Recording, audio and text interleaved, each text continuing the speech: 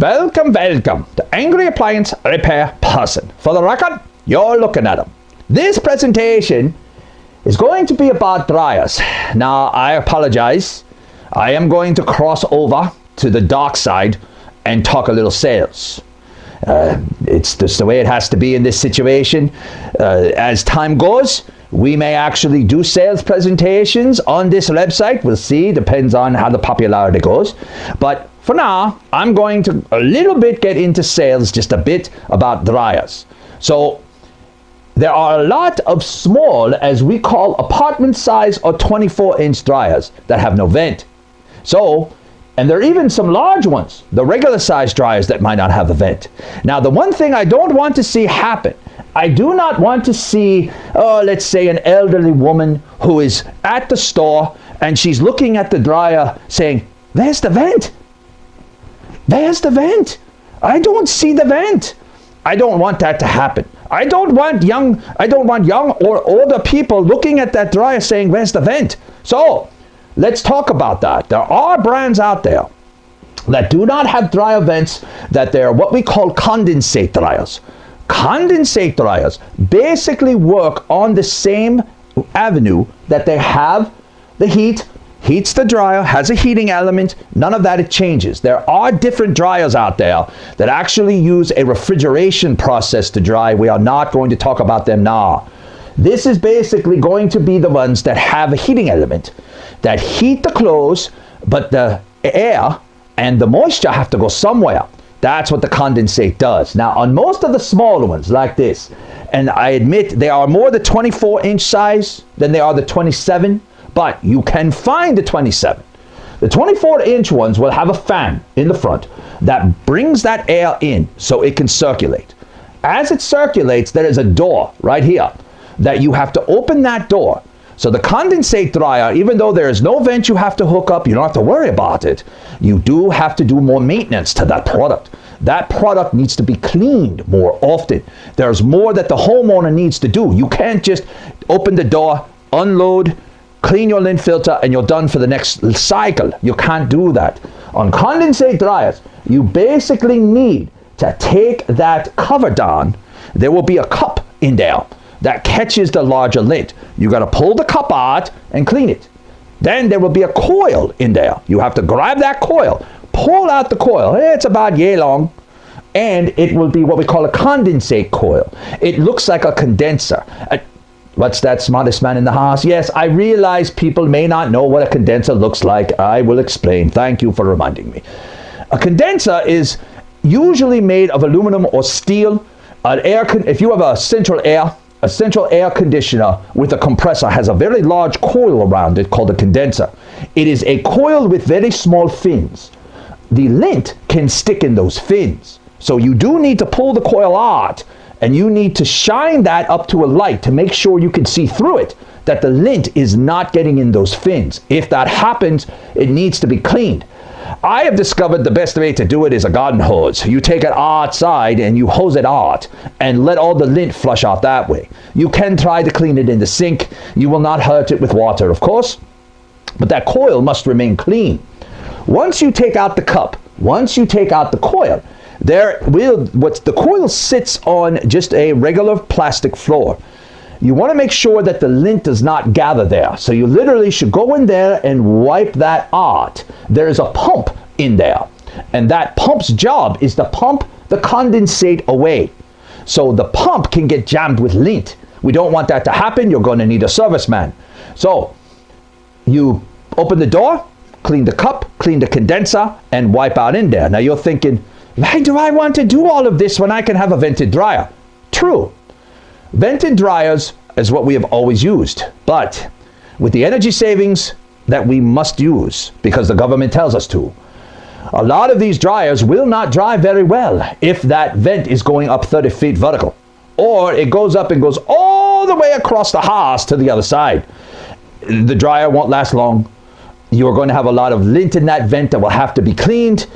These take that away, that you do not need to have that vent, and you don't have to worry about putting a hole in your wall, which that leads me back to what we call a tight home. Obviously, you put a hole in the wall for a vent. That's not a very tight house for well insulated.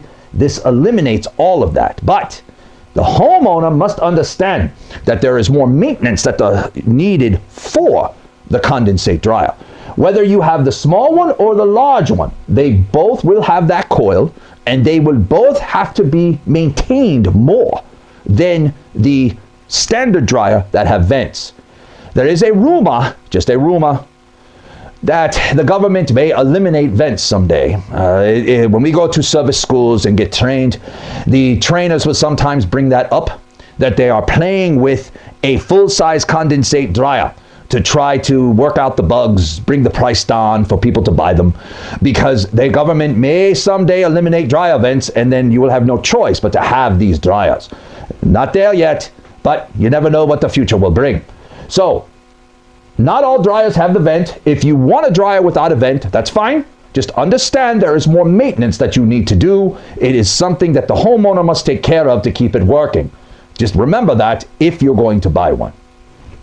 For the senile thought each week, I'm going to talk about what I like to call third-party brands. Now, obviously, that brand there, by Abracadabra brand, we made that up.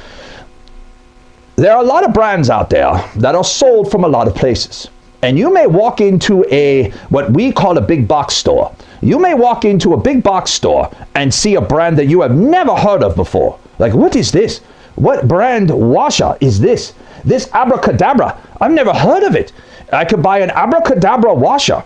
I mean, is it as good as the brands I am familiar with, or isn't it? That Abracadabra brand, I could guarantee you, was made by somebody you know. Abracadabra just didn't decide to start making appliances. What they did was they are a third-party brand. So they basically will put their name on a washing machine built for them from someone else who builds washing machines. Who knows who it is? Who knows where it is in the world? Sometimes you can check on the internet who made it. Sometimes you can't. Sometimes the Abracadabra brand, that brand could have, 6 or 7 companies that they buy that appliance from. They might buy their washers from this company. They might buy their refrigerators from this company. Who knows? But the Abracadabra brand is a brand of appliance that you could buy in this imaginary tale. And if you could buy the Abracadabra brand, then you don't know, and just as much as I don't know, who made it. Sometimes I know from experience of seeing them in people's homes. Sometimes I go out there and I'm completely flabbergasted as to who made this washing machine or who made this dryer. I don't know. Abracadabra is not who made it. It was made by somebody else for Abracadabra. So, when you buy a third-party brand that you are not familiar with, that's not necessarily a bad thing. You may want to do some research. Maybe the salesperson that's selling the Abracadabra brand, maybe they will be honest with you and say, shh, I shouldn't tell you this, but the Abracadabra brand is made by. Maybe they'll tell you, maybe they won't tell you. I don't know. Hard to say. But you know as well as I do, everything's on the internet these days. So you should be able to Google Abracadabra brand and find out who made it.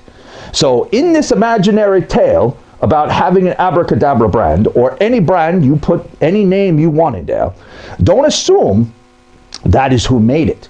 You could check, maybe, to see who made it, or ask who made it. Not necessarily bad, just not understanding that they are not the actual producer of the brand. It's just a name.